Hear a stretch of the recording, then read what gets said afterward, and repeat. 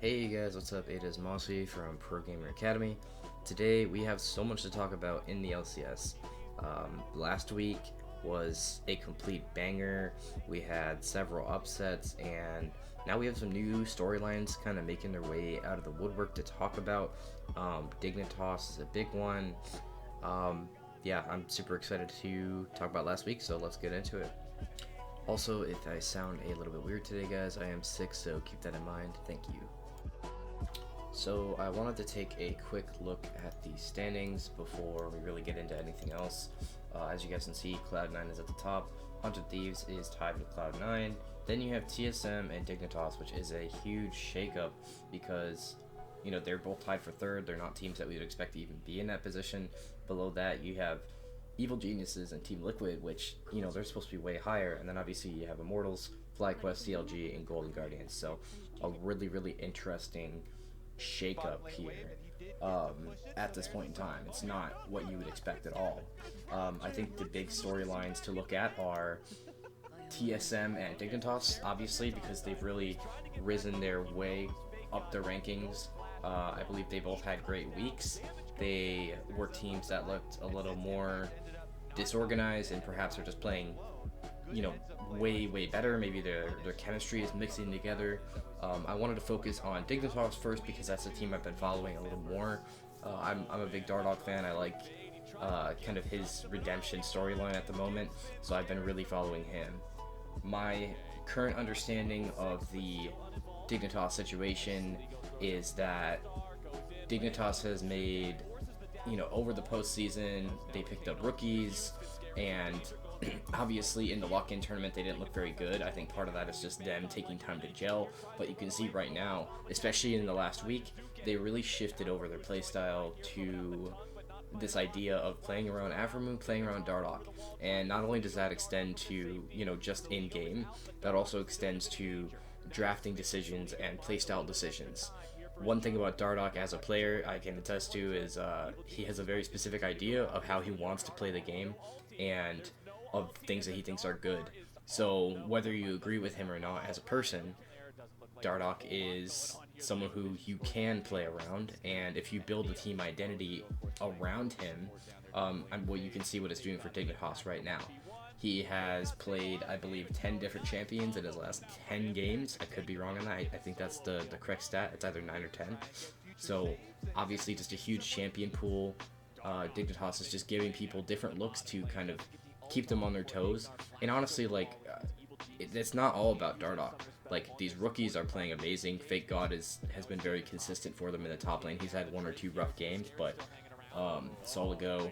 Also, this game that we're looking at right now, the Evil Geniuses and Dignitas VOD, he played amazing on the Zoe, and you really love to see the creative strategies like this, different looks, like them bringing out the Kayn is just so unheard of. But the Zoe Kayn especially was just used. That combination was used almost to perfection in this draft.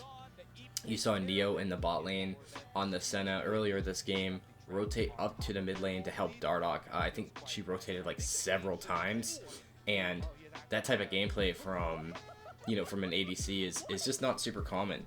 So you see there's so much synergy right now between, I think, all the members of this team.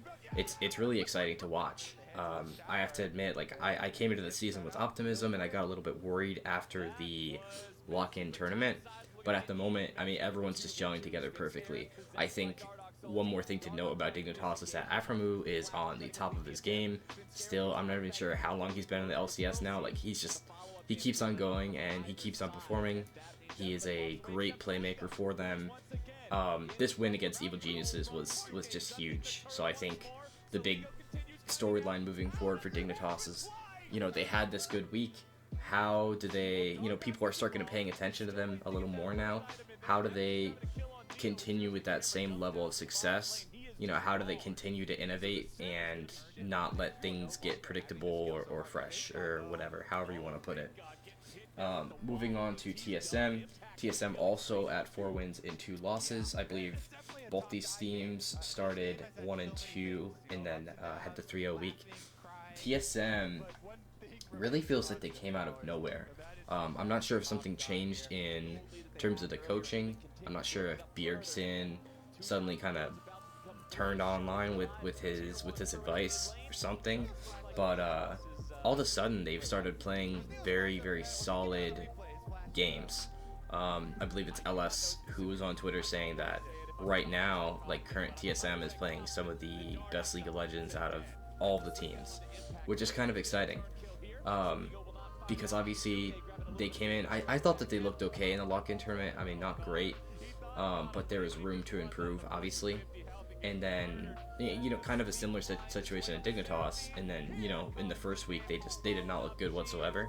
So it was really exciting to see you know TSM just pick up their level of play, start gelling together, and I think that moving forward they could.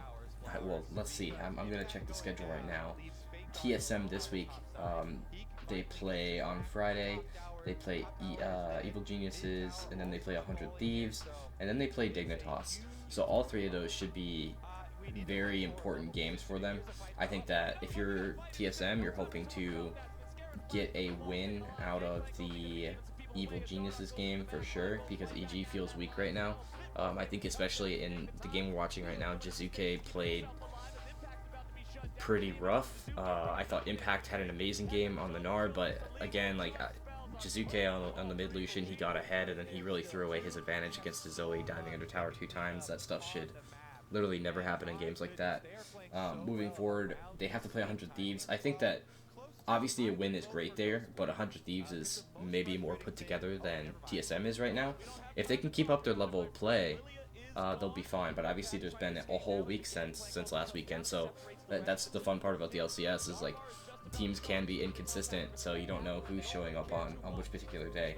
And then obviously they're going to play Dignitas. I think that'll be a very important game for both teams, given that obviously they're both moving into this week. They're in the same position. Let's see who could play like the cleaner, more refined game, and who can get the win, obviously. Some other notable storylines to talk about currently in the LCS. I think that FlyQuest doing as poorly as they are right now, they're tied for 7th with Immortals. They're in the bottom 4 of the league. I think that that's extremely surprising. Obviously, they have Jose Diodo, but they do have other great players. Licorice is definitely one of them. He's one of those kind of seasoned veterans. Palafox in the mid lane, not a very established player, so I can understand some of the struggles there. But you do have supposedly a great bot lane. I mean, Johnson was one of the best ADCs last year, and we haven't seen as much out of him as I would have liked. Part of the problem with that, I think, is because of the champions that they're putting him on.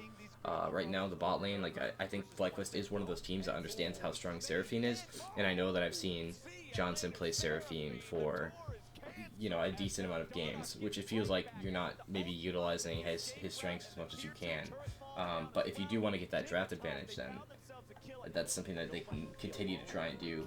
I would be actually they play Dignitas Friday at 7, I believe. Yes, 7 Eastern.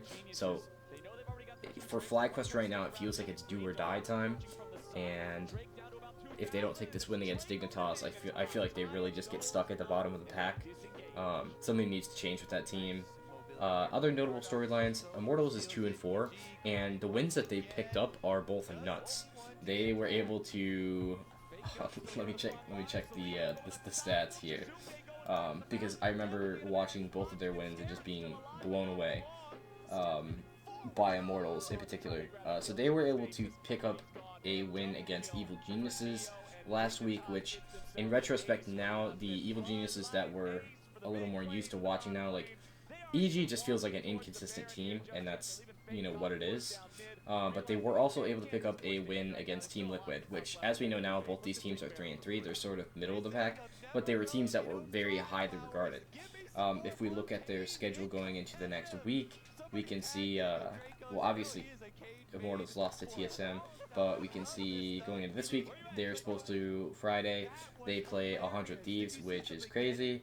Then they play Counter Logic Gaming. If they can pull out the upside against 100 Thieves, that would be nuts. That would be like the biggest win for this team. I think it would be a big confidence builder for the roster. But I think that they need to secure the win against CLG. CLG, I don't believe will have Broxa this week, but I believe they'll have him next week because there's been an update on his visa. So Immortals must win there, and then after they play Counter Logic Gaming, they play FlyQuest. So I think if they win 2 of their 3 games this week, they should be extremely happy. Whether that's them pulling out an upset against 100 Thieves and then like throwing against CLG, I don't know what it will look like because this 100 Thieves team is just very inconsistent right now. They have a lot of rookies, but they've given us some fun angles. They played the game with the Tristana mid, and it worked out very well for them. So I feel like they are capable of beating some of these better teams.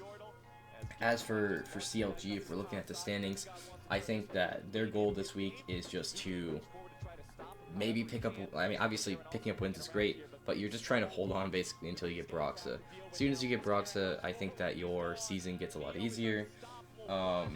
Looking at Golden Guardians just needs to continue to develop its roster, do its best. And yeah, I believe that's pretty much all the teams. Obviously, EG, Team Liquid need to pick up wins. They're in the middle of the pack. But anything can happen this week. It has been crazy. So thank you guys for watching. We'll catch you on the next one.